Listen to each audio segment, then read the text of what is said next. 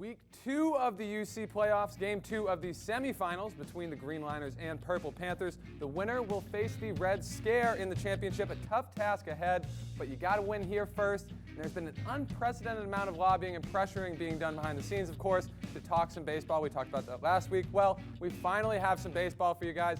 It's time to talk Sox already. No pitching staff currently, but always a lot of rumors. Who will Boston bring in this offseason? In college football, Leonard Fournette and his LSU Tigers were brought down to earth by the Alabama Crimson Tide in a tight Heisman race. Did the best running back in the nation already lose the top spot? He'll have to bounce back in Baton Rouge this weekend. And there are a number of NFL teams looking to bounce back at the halfway point. Whether it's injuries or just a poor first half, which team can turn it around down the stretch? One ticket to the title game will be punched in just a few minutes. UC, let's go.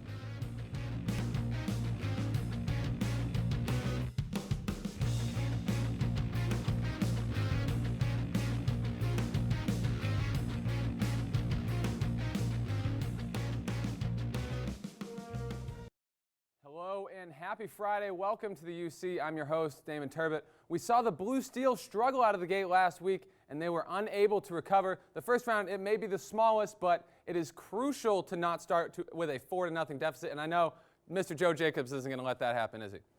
Nah, I'm playing against Josh Powers. Up 4-0 coming out. We'll get the second round, third round. I'll be in again, and we'll take it home. All right, Purple Panthers are winless on the season, but no win possibly bigger than that. They can still find their way into the championship. Now, Josh, he's already talking smack. Well, let's just say this. I played baseball for 16 years, and I think that I know a little bit about the sport after that. This is going to be a very easy 4 points to get. I mean, look, he has an iPad. He's not even going with paper. What the hell? Of course, we got a pair of baseball guys here, and we are going to talk some baseball right now. Let's talk the Boston Red Sox. They had one of the most dynamic offenses on paper heading into the season, but had one of the worst pitching staffs. Of course, as we all remember, Boston finished with the 4th most runs scored in the Bigs, but ended with the 25th ranked ERA. That number doesn't truly emphasize the turmoil, though, in that starting rotation. An abysmal earned run average of 5.75 out of the gate trickled down to a bullpen that was overworked from the beginning. The team started 5 guys, but never had a number 1 talent, or really a number 2 for that matter. But the Sox do have hope. Dave Dombrowski was named president of baseball operations for the club and has vowed to bring in some new arms, and there are more than enough pieces that can be shipped if necessary. There will be an ace on the staff next season, Josh, but the question is, who will it be? Well, I'm going to go with Johnny Cueto. So the Royals have obviously said multiple times they need outfielders, and they're really looking for him. And Dombrowski has said that he's looking to shop Bradley Jr., Betts, or Castillo. Obviously, Castillo doesn't have that kind of turnaround, but Jackie Bradley Jr. or Mookie Betts, you may get it. Now, Cueto will come over. He has a 2.85 to 1 strikeout ratio to walks. He has a 7.4 strikeout per 9 average and a 2.4 base on balls per 9 average. He's closing on 15 wins on an average per season and will give you at least 200 innings. He's finished in the top for the Cy Young Award and the MVP twice. He has an 18% strikeout percentage, a sub-3 ERA for over half of his career. He has over 1,100 strikeouts in his career, spanning over 9 years and over 226 starts. You know, he can throw strikes, and it's what the Red Sox need, because a lot of the problems last year where the Sox weren't throwing strikes, they were, but they were all just meatball fastballs and stuff like that. That can be just killed in the strike zone. All right, so he says Mr. Johnny Cueto. Joe, what do you think? Well, Johnny Cueto, as you mentioned, he's had many years of being like the number 1 starter, many years of pitching tons of innings every single year. And he's already 30. He's had to work a lot. He's got a 4.76 ERA with the Royals. He was only 4-7 in the American League. He died once he got into the American League. He wasn't that good with the Reds. He only averaged 14 wins a season, 3.3 career ERA. The Sox don't want another free agent that's a high risk, medium, high reward. They want somebody that they can go in and say, this guy is going to be the number 1, not just in the playoffs or not only in the regular season. So they're going to go Zach Greinke because although he wants to hit, he said he wants to hit in the National League. What he said last free agency was he wants the money. Show me the money, and that's where I'll go. And the Red Sox are going to want a number 1 pitcher, somebody that can throw well, throw strikes, as you said, but has a low ERA, and they're going to go with Zach Greinke, the true number 1.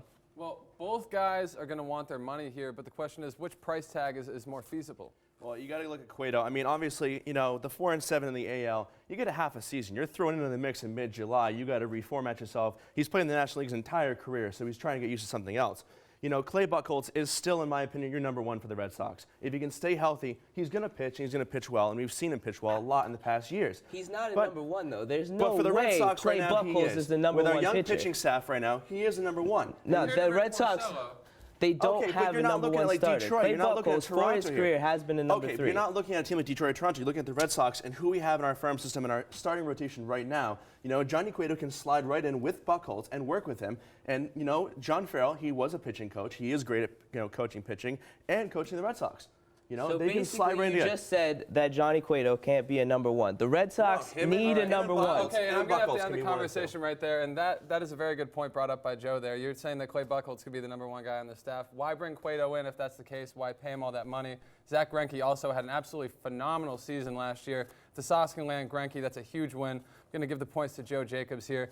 And, of course, as long as the Sox get anybody, I will be happy, because when I think of the Red Sox pitching staff, I think of Rick Porcello. And when I think of Rick Porcello, I cringe because I think about what happened to the Yoenis Cespedes trade last season. Not a lot of value in return for Boston, especially when you see what Cespedes did last season. Despite being traded mid-season, he found himself getting MVP mentions in the National League. In his time with the Tigers and Mets, he totaled a .290 average to go along with 35 dingers and 105 RBIs. His rocket of an arm also gave him a surprising AL Gold Glove. Despite only playing 102 games in the American League, one thing we do know, we have seen the chains. This man is going to get PAID in the offseason. Well played, Mr. Cespedes. But who is going to pick up the tab, Joe?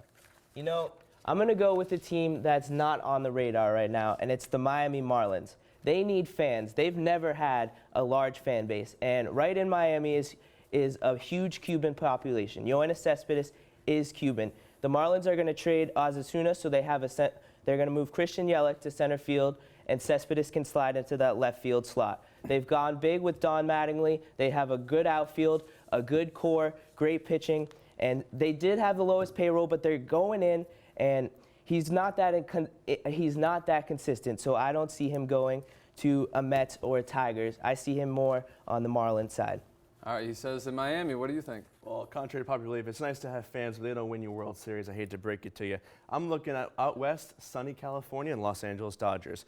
I say this because the Dodgers left field has been a mix of emotions. You had Carl Crawford, who played the most games in left field at 69 games, and he had 4 home runs and 16 RBIs. That's not a very big power bat, and the Dodgers are obviously looking for outfielders. So if they can get Cespedes, who's going to bring in the power, and if you look at his numbers, he's going to be able to play outfield more consistently. He has a rocket of an arm, which obviously the Dodgers can always use, but if you're going to cycle through 4 left fielders in a season, and none of those guys hit more than 7 home runs, why? Why even bother?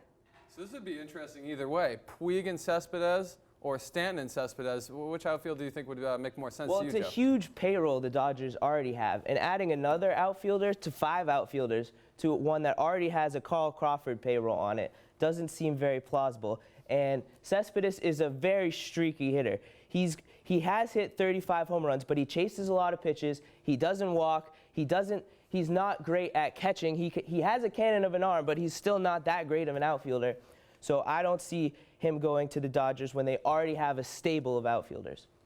Averaging 30 home runs a year and 103 RBIs, the Dodgers do have a solid lineup, but not a completely solid lineup, because they're still trying to find those 1 or 2 pieces that are going to get them further in the playoffs, because you've seen it. They've had a great team, but they always seem to lose when it comes time for the playoffs coming around. Granted, you have 5 outfielders, but you know what? That's why you can release guys. And I know you have a Carl Crawford payroll, but the Dodgers also have a higher payroll than the Miami Marlins do, and they can afford it. But the Dodgers are going to need to pay a pitcher, because now they have the Dodgers are going to have to take care of a couple issues, and like I said before the show started, it's tough to go down 4-0. 5 outfielders, as Joe said.